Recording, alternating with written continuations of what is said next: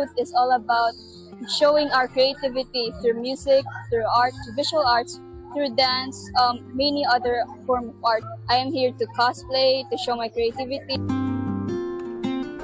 And we are here to celebrate and collaborate in the celebration of the National Arts Month. Kaning rondalya, usa ni siya ka traditional Philippine strings ensemble originated in Spain.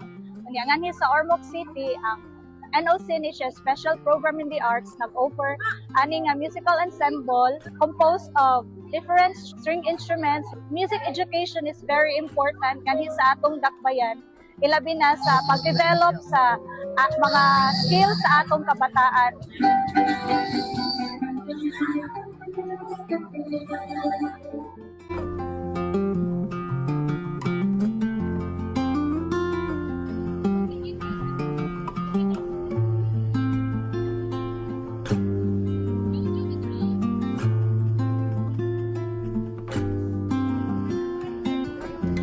Usa po diri ang amo nadaugan sa amo entrance sa school ug ang ako nadaugan sa first place sa short story writing competition sa Ormoc City. Makatabang kini para ma-preserve ang literature ug maka-entertain sa uban mga tawo ug kanang ma-inspire ang uban nga muhimog storya, muhimo og poem. Usa sab kini pagpreserba sa atong kultura isip nga Ormocanon.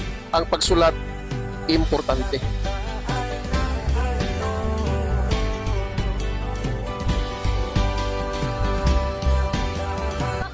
Sa mga young student or young generation na ganing ma-enhance silang skills about aning arts and also makahatag ni nila og confident nga mas mo lambo pa ilang mga nahibaw-an about sa art. Nag-walk ako dito, tapos nakita ko yung mga arts nila dito, yung mga artists nila ang gaganda, yung mga costumes, I like it really. So this is my first time dito talaga ay na-experience ko ito. Thank you so much, Ormoc City, a city of beautiful people. Bakit hindi niyo subukan?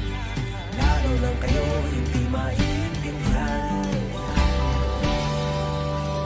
Ang awit ng kabataan, ang awit ng panahon, ang nagsakin na butasan, ang titig natin ngayon. Ang awit ng kabataan, ang awit ng panahon, ang nagsakin na